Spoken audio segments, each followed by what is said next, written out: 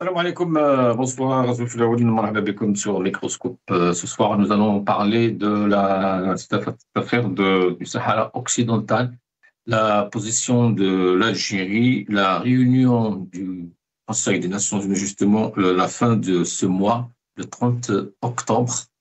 Nous allons se poser quelques questions qui existent déjà, des questions posées par beaucoup d'observateurs politiques algériens et autres d'ailleurs, sur cette question et surtout sur la position de l'Algérie.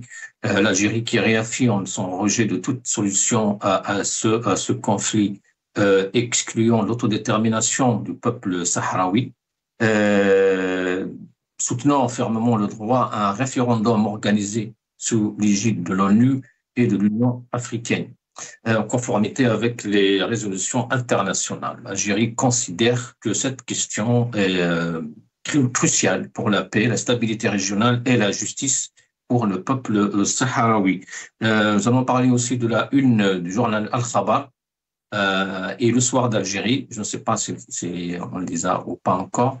Al-Khabar et le soir d'Algérie, et Shabab, voilà. Donc voilà, l'Algérie pourrait ne pas voter en faveur du projet de résolution onusien sur le Sahara occidental. Ça, c'est Khabar. Nous avons la une de Le Soir aussi, qui revient donc à cette position officielle de l'Algérie sur cette question. Alger ne suivra pas. Voilà. Donc, avec moi, pour en parler, Hassan Hirsch, docteur en sciences économiques, analyste politique. Bonsoir, Hassan Hirsch. Bonsoir, merci pour l'invitation. Bonsoir à votre équipe et à tous les téléspectateurs. Et évidemment, sans oublier votre ou vos invités que je vais découvrir. Merci, Hassan Hirsch. Bienvenue. Avec nous aussi, Azwaou Shamrouk, militant politique. Azwaou, bonsoir, marhaba bik. Bonsoir Hussein, bonsoir aux téléspectateurs qui nous regardent actuellement, bonsoir à toute l'équipe technique, bonsoir à Dahassan, merci pour l'invitation Hussein. Merci Azwaou, merci Hassan Hirsch. Alors Hassan Hirsch, on parle de cette question du Polisario, du Maroc, de l'Algérie, ce conflit qui dure maintenant depuis les années 70. 60 jours, c'est le temps que s'accorde l'entourage de Donald Trump, président des États-Unis, pour instaurer la paix au Sahara occidental. Steve Witkoff, donc envoyé spécial pour le Moyen-Orient de Trump, a déclaré dans une interview à une chaîne américaine, CBS News, le 19 octobre, ceci: notre équipe travaille actuellement sur l'Algérie et le Maroc. Un accord de paix sera conclu entre ces deux pays d'ici 60 jours, à mon avis. Hassan Hirsch, une affaire qui dure depuis plus de 50 ans. Est-ce qu'on peut la régler en moins de 60 jours? Personnellement, je n'y crois pas. Mais bon, en fait, c'est une situation multidimensionnelle. D'abord, il y a effectivement l'affaire du Sahara occidental en elle-même, sur laquelle on va certainement revenir. Il y a les rapports algéro-marocains. Il y a évidemment cette nouvelle situation, comment dire, créée par l'arrivée de Donald Trump. Et puis, à l'évidence, il y a la situation de l'ONU, avec la MINURSO, mais pas uniquement, avec ces différentes résolutions depuis maintenant plusieurs décennies. Alors, est-ce que un problème aussi sensible, aussi bien au Maroc qu'en Algérie, pardon, est-ce qu'il va être résolu en 60 jours? C'est extrêmement difficile, évidemment, à l'imaginer, mais vous savez, tout est possible dans la vie. Ce qui me gêne en tant qu'observateur, c'est que nous avons vu les conflits ou les situations difficiles dont Donald Trump dit qu'il a résolu l'essentiel, ou peut-être même dans sa tête la totalité des problèmes, savoir par exemple le Congo, la Palestine, pour ne parler que de cela, et maintenant le Sahara occidental. On a vu qu'au Congo, il y a toujours malheureusement une lutte armée entre le mouvement M23, soutenu par Kigali, et des dizaines, voire des centaines de morts pratiquement chaque mois, en tout cas des morts tous les jours. Et on voit que le Congo continue d'être pillé. Pardon? Oui. On voit que le Congo continue d'être pillé de ses richesses. On voit que les puissances occidentales en profitent, les Émirats arabes unis en profitent, Israël en profite, parce qu'il y a effectivement beaucoup de richesses, de l'or, des diamants, sans compter les terres rares. Maintenant, on voit aussi ce qui se passe à Gaza et en Cisjordanie. Il avait dit que ça y est, c'était l'accord de paix, que la solution allait advenir, et il a claqué des doigts. Malheureusement, on voit très bien que Israël continue de bombarder les populations civiles. Et donc, là maintenant, il s'intéresse au problème du Sahara occidental. Alors, de quelle manière est-ce qu'il va s'y intéresser en appuyant les résolutions de l'ONU qui vont toutes, c'est comme un entonnoir, vers évidemment l'autodétermination, c'est-à-dire vers un vote de la population sahraoui sous l'égide de l'ONU pour leur poser la question d'indépendance ou pas. Ou bien est-ce qu'il va dans le sens plutôt, non pas du droit, mais plutôt du droit de la force, c'est-à-dire la proposition marocaine qui serait donc une façon d'entériner l'autonomie. Pardon? Oui, Hassan Hirsch, d'après le journal El Confidencial espagnol, Washington semble prêt à se positionner du côté du Maroc. Il écrit ceci, les États-Unis soumettront le 30 octobre une proposition du Conseil de sécurité des Nations Unies pour enterrer à la fin de ce mois l'autodétermination des Sahraouis et miserait plutôt sur le plan d'autonomie limitée que le Maroc offre depuis 18 ans au Front Polisario. Il rajoute aussi la France aurait collaboré à la rédaction du texte, membre permanent du Conseil. Écoutez, ça c'est l'information qui sort. Après, au niveau vous savez, aussi sensible, en général, c'est beaucoup plus les services secrets qui en discutent véritablement que les politiques. Donc, quels sont les rapports qui lui seront soumis par ces services, ces différents services, et à ce moment-là, on verra s'il va entériner la proposition du Maroc qui est effectivement l'autonomie. Mais l'autonomie, ça fait 18 ans qu'il la propose. Pour le moment, on ne voit pas la poindre sur les 80% du territoire qui sont occupés par l'armée marocaine et par la population marocaine. Je rappelle aux téléspectateurs que dès 1975, quand les Espagnols sont partis, Hassan II a envoyé non seulement 20 000 hommes armés, mais aussi 350 000 Marocains qui ont fait la fameuse marche verte et se sont installés sur un territoire qui n'était pas le leur jusque-là. Donc, ça pose un véritable problème, une résolution de l'autonomie, alors que ça fait 18 ans, on ne voit pas une seule, réalisation de cette autonomie. Chaque fois qu'on parle du Sahara, c'est toujours les Marocains qui en parlent. Je n'ai personnellement pas, peut-être que je me trompe, peut-être que je suis un mauvais observateur, je n'ai jamais entendu des responsables sahraouis côté marocain prendre la parole et dire ce qu'ils veulent. Merci Hassan, je reste avec nous. Azwa, nous allons regarder cette petite vidéo aujourd'hui. Les États-Unis ont officiellement présenté au Conseil de sécurité de l'ONU un projet de résolution soutenant le plan marocain d'autonomie pour le Sahara confirmant ainsi les indiscrétions de ces dernières semaines.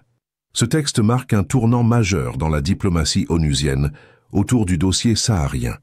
La résolution américaine, appuyée par plusieurs puissances occidentales, dont la France et le Royaume-Uni, appelle clairement à une reprise des négociations sur la base du plan marocain d'autonomie, qualifié dans le paragraphe 4 du document de solution la plus pertinente pour parvenir à un règlement définitif du différend. Le texte exhorte le Polisario et l'Algérie à s'engager dans les plus brefs délais dans un processus politique réaliste et pragmatique centré sur la proposition marocaine. L'administration américaine recommande de prolonger le mandat de la MINURSO jusqu'au 31 janvier 2026, instaurant ainsi un calendrier diplomatique précis pour encourager une solution durable, réaliste et mutuellement acceptable. Mais du côté d'Alger et du Polisario, la réaction est tout autre.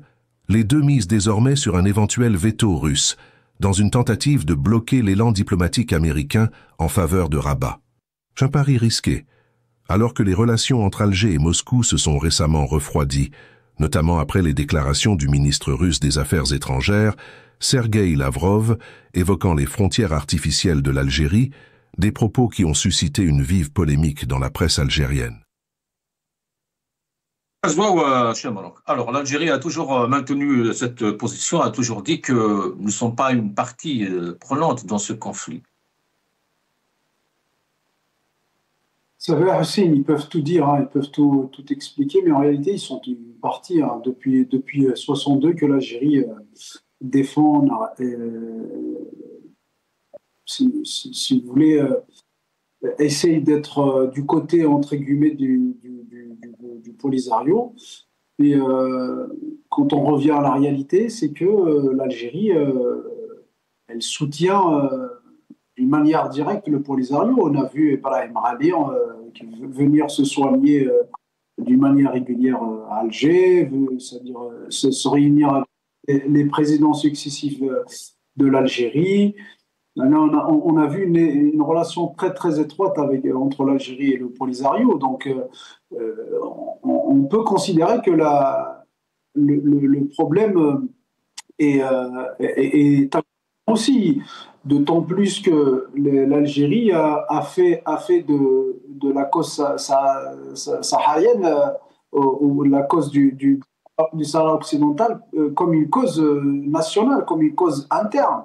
Quand on voit Tebboune se précipiter à détériorer les relations entre les pays, notamment avec l'Espagne, notamment avec la France, justement, entre guillemets, à cause des positions qu'ils ont prises à l'encontre, entre guillemets, ou en faveur de la solution marocaine. Donc on se dit que pour l'Algérie, c'est plus une question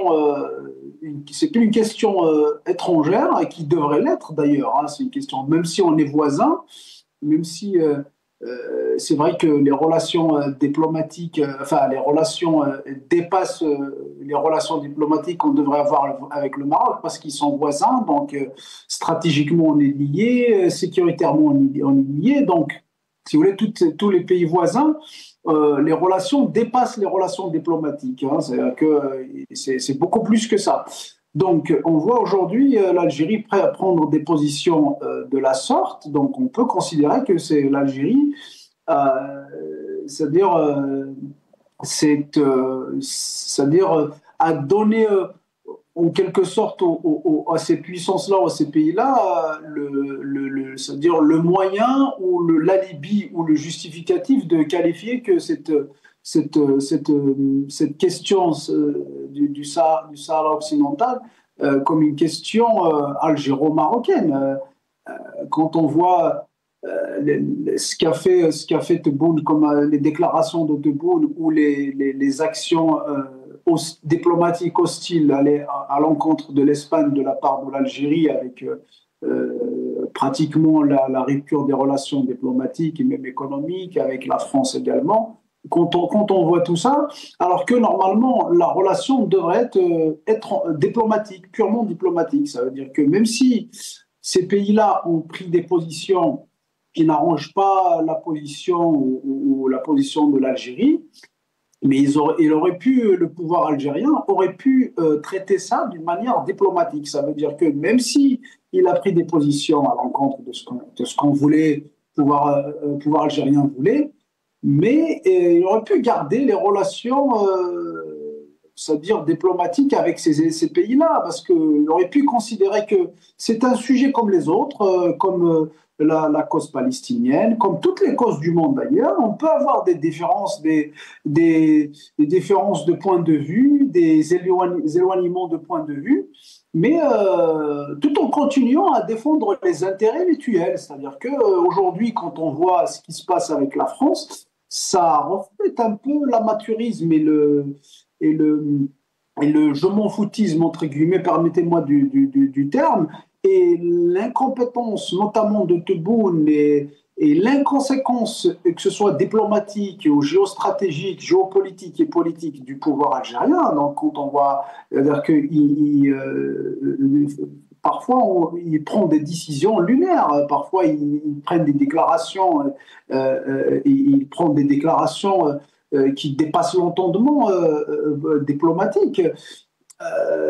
Par rapport à ces questions-là, c'est-à-dire qu'on aurait pu régler ces problèmes tout en regardant nos propres intérêts. Aujourd'hui, au nom du Sahara occidental, c'est le peuple algérien qui paye. Hein. Donc, quand on prend la position française, les relations avec la France qui ne cessent de se détériorer, notamment après la lettre envoyée par Macron au roi Mohamed VI, où il avait soutenu la position marocaine ou la solution marocaine sur le Sahara occidental. Et on a vu le courroux illire d'Alger, c'est-à-dire la colère d'Alger, jusqu'à mettre les relations franco-algériennes en péril. Et aujourd'hui, on voit la population en pâtir. Quand on voit le nombre de visas... Avec l'Espagne aussi. Exactement, avec l'Espagne aussi. Hein. Donc maintenant, on voit qu'ils sont revenus sur la position avec l'Espagne parce qu'ils n'ont pas le choix. Ils ne peuvent pas avoir tout le pourtour méditerranéen comme ennemi. Hein. Donc à un certain moment, on ne va pas s'isoler avec tous les pays, notamment la rive nord de la Méditerranée, parce que sinon, on va s'isoler. Parce que quand on voit les relations déjà avec pratiquement tous les voisins proches, notamment marocains, maliens, le Tchad, et quand on voit, aujourd'hui, il ne reste que la Tunisie qui représente peut-être 10% des frontières algériennes avec les autres pays, même peut-être moins. Donc il ne peut pas se permettre aussi de s'isoler vis-à-vis de nos voisins, parce qu'ils sont nos voisins, il n'y a que la mer qui nous sépare. Ils sont nos voisins géographiques, politiquement, quand on parle, c'est-à-dire les pays européens. Donc il ne peut pas se permettre une certaine isolation, un certain isolationnisme avec ces pays-là. Donc, en détériorant les relations avec la France, il fallait qu'ils reviennent avec l'Espagne. Et on a vu, il est revenu en relation, pratiquement ils sont rétablis les relations avec l'Espagne.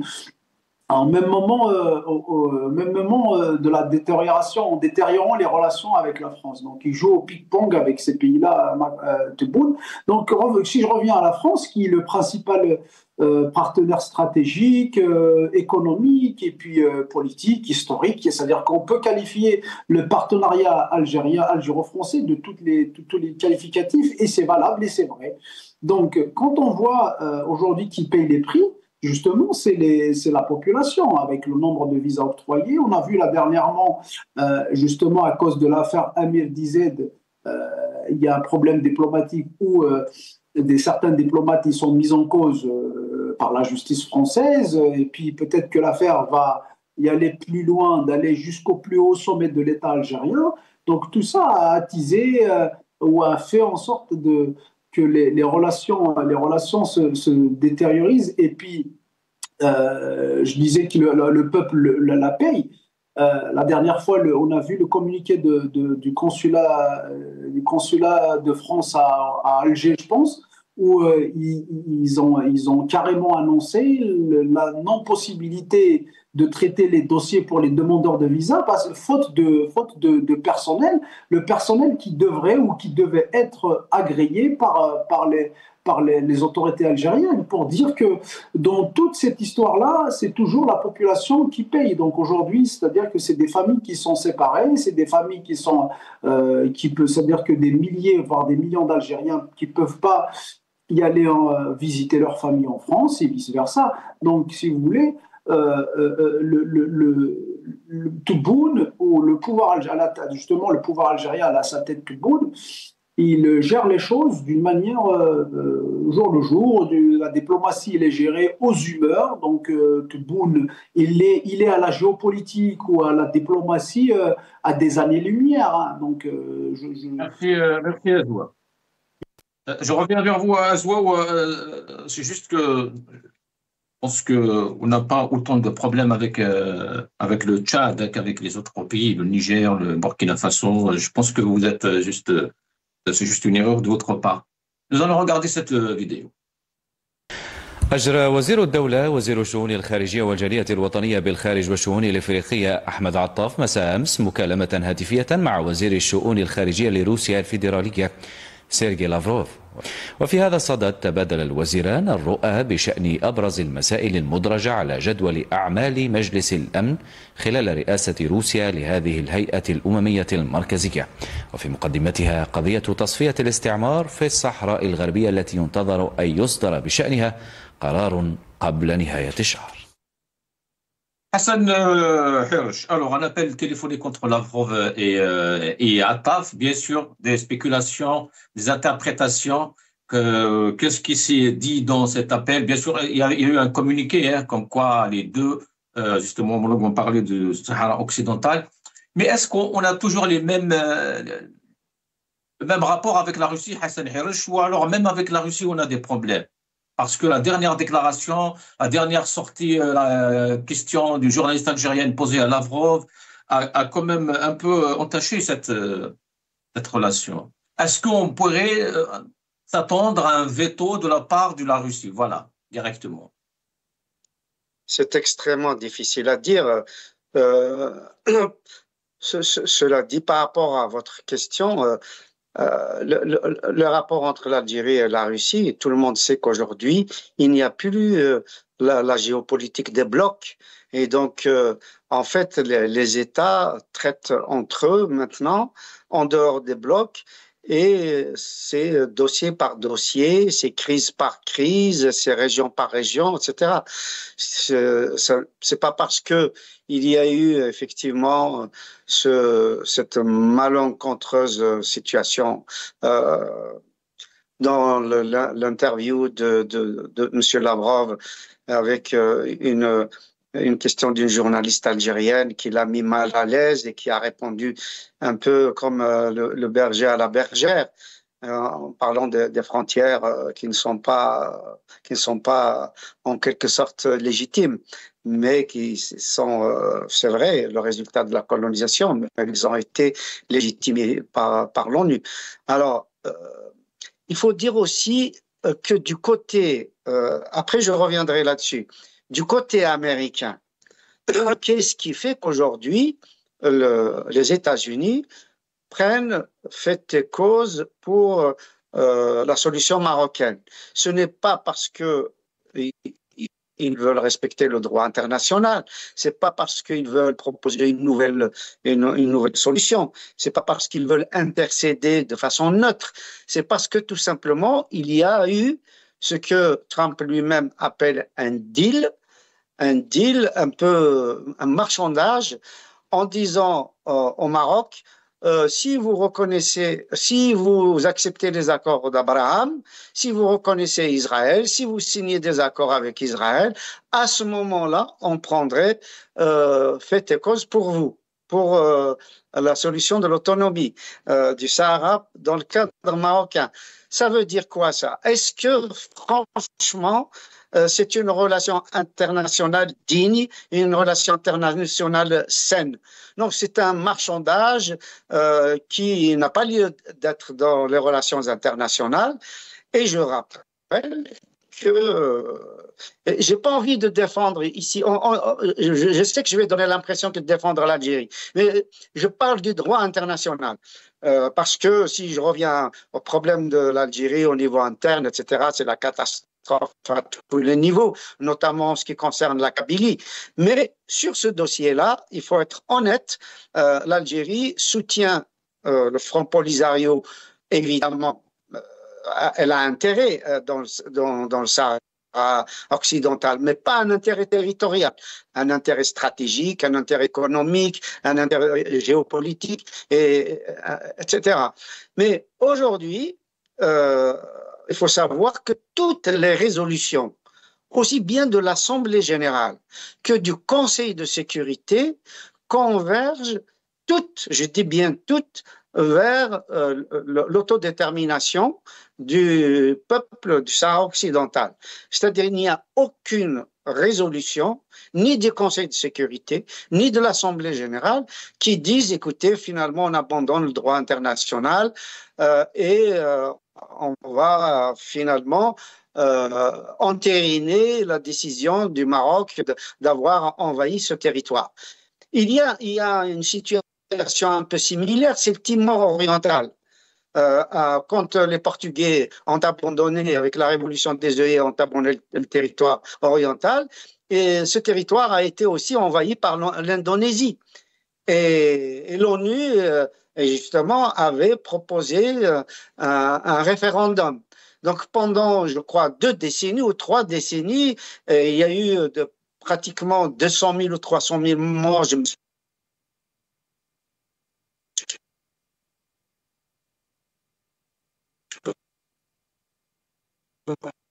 Oui, on a perdu Hassan Hersh. Si, il est là. Vous m'entendez? Oui, oui. Vous m'entendez? Allez-y, Hassan Hersh. Je disais que...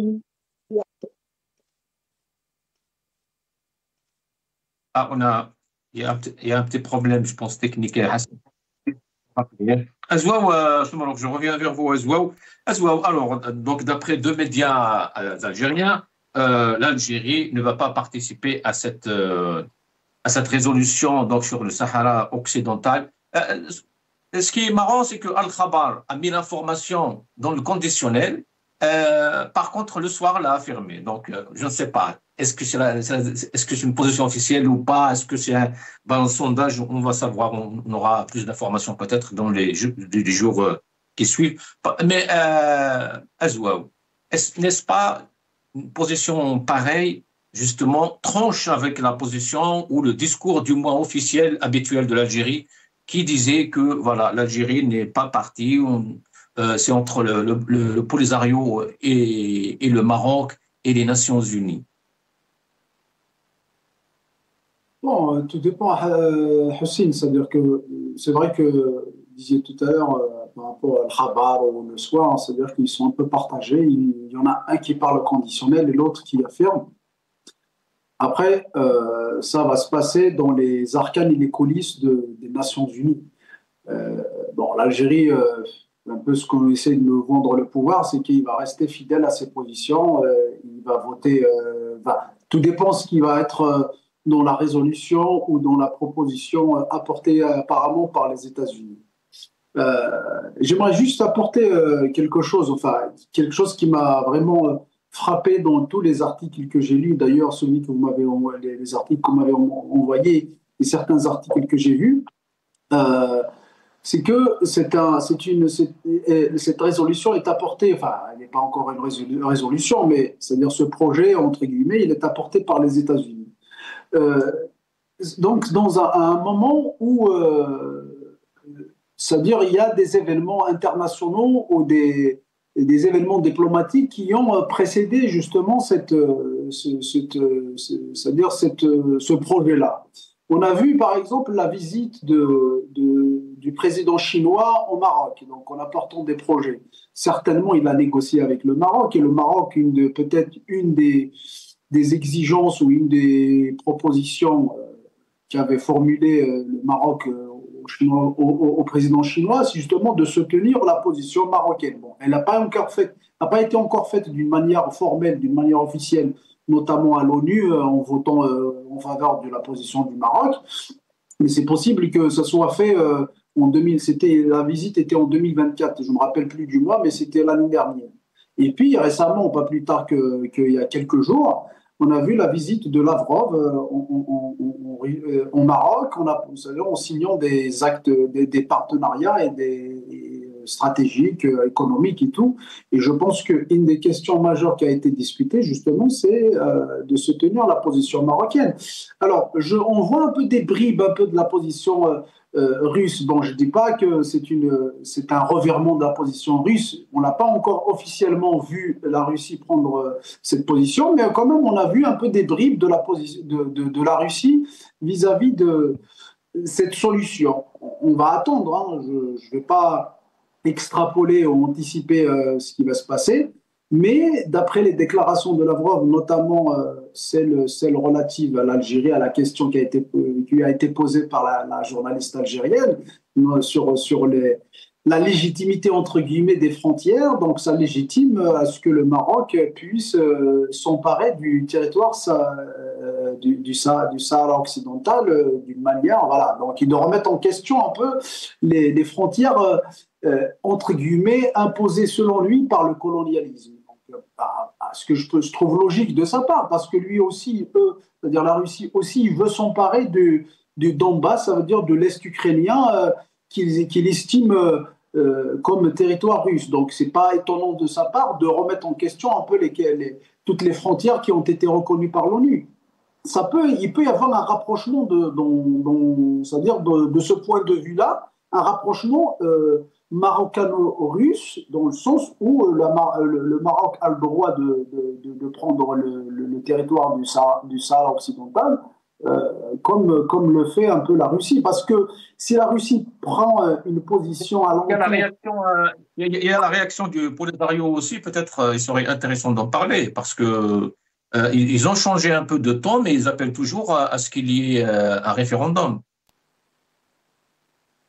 Oui, au fait c'est ça. Le référendum, c'est ce que demande l'Algérie et éventuellement, c'est ce qu'il y ait un référendum, parce que le peuple sahraoui soit le seul décideur de sa destinée.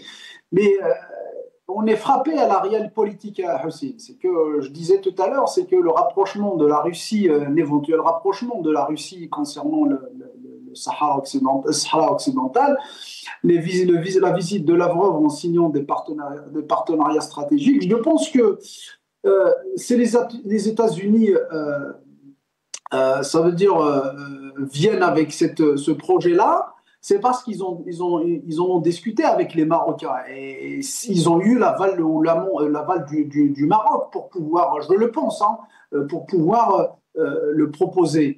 Et si le Maroc avait donné son aval, c'est parce que peut-être ils ont eu des garanties de la part de ces États-là, notamment la Chine et la Russie. Et là, Azouaou, dans le même sens justement de ces tractations, les dialogues, etc., qui sont en train de s'organiser en ce moment, la presse marocaine parle du secrétaire général de l'ONU.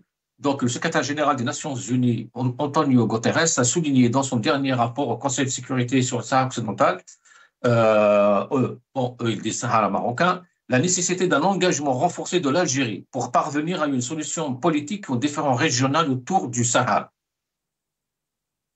Donc, ça démontre toute la pression que mettent les puissances étrangères, notamment les États-Unis ou la communauté internationale sur l'Algérie, parce qu'aujourd'hui, elle est établie que l'Algérie est une partie prenante de ce conflit-là. Tout le monde le sait, c'est une partie prenante. Moi, je l'ai déterminé tout à l'heure, je l'ai évoqué, c'est qu'elle est considérée comme une cause nationale. Quand on voit les réactions diplomatiques, l'hostilité diplomatique déclenchée par Alger à la suite des positions prises par l'Espagne et l'Angleterre un peu moins, notamment l'Espagne et la France à l'encontre ou en faveur, on ne sait pas comment on peut l'appeler, de la question du Sahara occidental. Donc, si vous voulez, le lien est établi. Mais il faut souligner, Hussein, c'est qu'on est dans un pays, dans un monde de réel politique. Ça veut dire que c'est le pragmatisme qui prime. Généralement, c'est les intérêts politiques et économiques qui priment. L'Algérie a fauté, gravement fauté, ou elle a fait une erreur monumentale, enfin le pouvoir algérien, en ayant la France à dos. Et parce que si vous voulez, si vous allez remarquer, hein, c'est-à-dire que c'est à partir du moment où la France a décidé de reconnaître ou de soutenir la solution marocaine que les choses commencent à s'accélérer. Donc la France est quand même diplomatiquement est un pays très fort, c'est-à-dire qu'elle peut drainer. Justement, je poserai la question à Azwaou, je poserai cette question à Hassan Hiroche et il est revenu. Hassan Hiroche, quelles seraient les conséquences de ce sommet enfin, sur la stabilité régionale en Afrique du Nord? Moi, je pense qu'une conséquence extrêmement grave au niveau international, c'est-à-dire que accepter ou ne pas accepter les accords d'Abraham deviendrait le droit international. C'est-à-dire, c'est l'alpha et l'oméga du droit international. Et ça, ce serait vraiment non seulement un scandale, mais ce serait vraiment une perte de crédibilité totale des Nations Unies et des rapports internationaux. Ça, c'est mon premier point de vue. Même si, comme le dit Azwaou, à juste titre, l'Algérie a eu une réaction un peu disproportionnée dans la prise de position de la France et de l'Espagne. Cela dit, Or, cette position disproportionnée, il faut rappeler quand même que chaque année, y compris en octobre, en octobre, y compris en juin, chaque année, l'Assemblée des Nations Unies, le Conseil de sécurité rappelle le droit à l'autodétermination du peuple sahraoui. Même si, évidemment, ça va poser après, dans une seconde étape, un très, très gros problème, à savoir qui va voter. Parce que le problème, de mon point de vue, va être essentiellement celui-là. Parce qu'il y a maintenant une population marocaine. Parce qu'on n'a pas trop de temps. Quelles sont les chances réelles de parvenir à une solution pacifique et durable lors de ce sommet?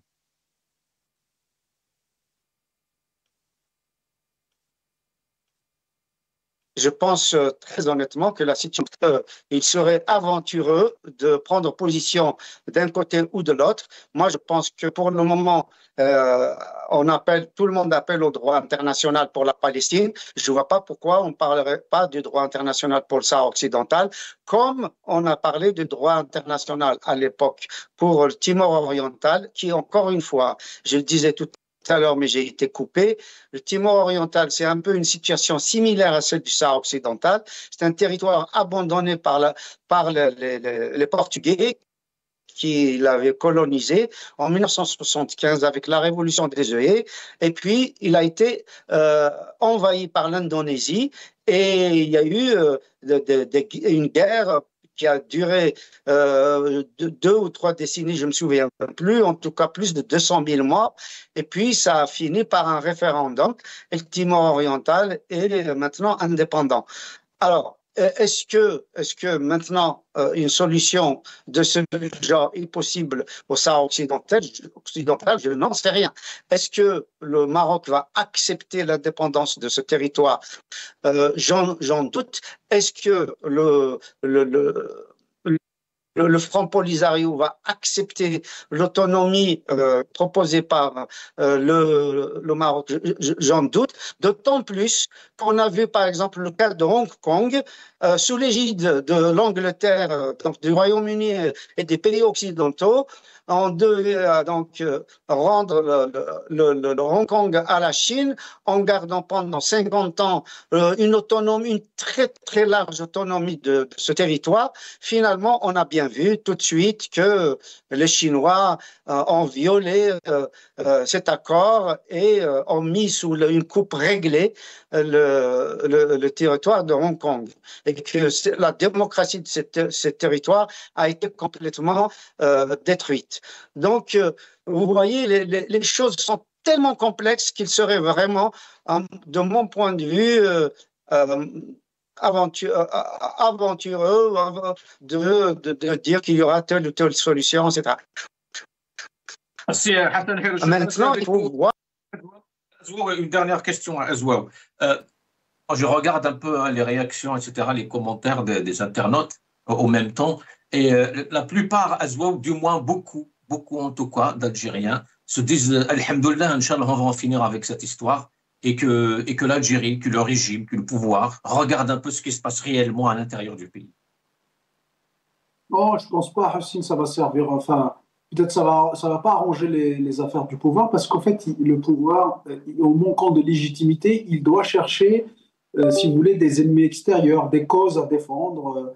Et ça va, si jamais le problème est réglé, ça va jamais servir les intérêts du pouvoir parce qu'il va lui enlever toute une partie de légitimité, parce qu'aujourd'hui, il faut qu'on le souligne, c'est que la cause palestinienne et la cause du Sahara occidental, et sont devenus des éléments, je dirais, constitutifs de ce pouvoir ou de la légitimité de ce pouvoir. Donc, le pouvoir, c'est-à-dire, il nourrit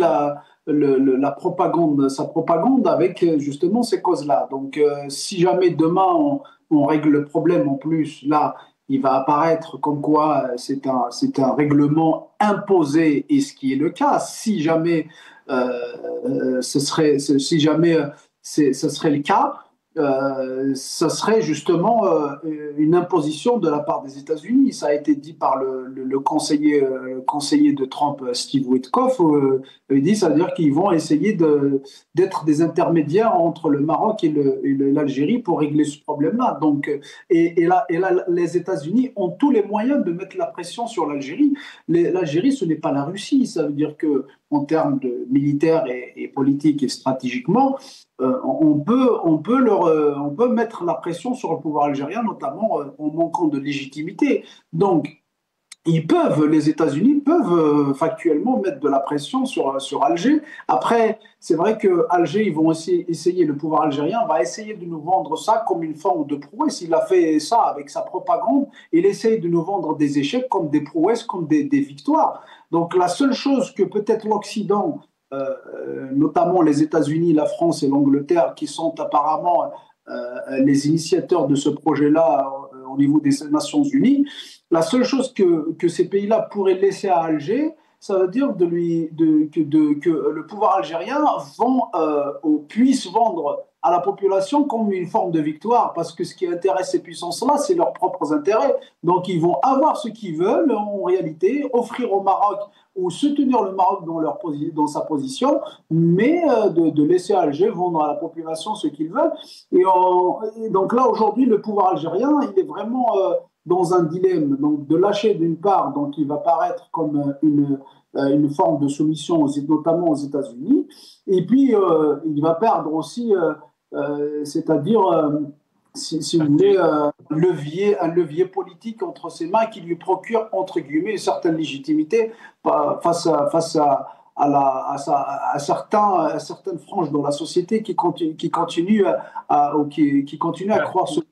Mais in fine, le pouvoir algérien va céder parce qu'on n'a aucun moyen, aucun levier de résistance. Et je vous ai dit tout à l'heure, Alger a commis une erreur monumentale en ayant la France à dos. C'est ça ce que n'arrive pas à comprendre l'Algérien, notamment à sa tête de boule qui est à la diplomatie à des années-lumière. Merci, Azouaou Choumarouk. Hassan Hirosh, un dernier mot, 30 secondes, si vous êtes toujours là.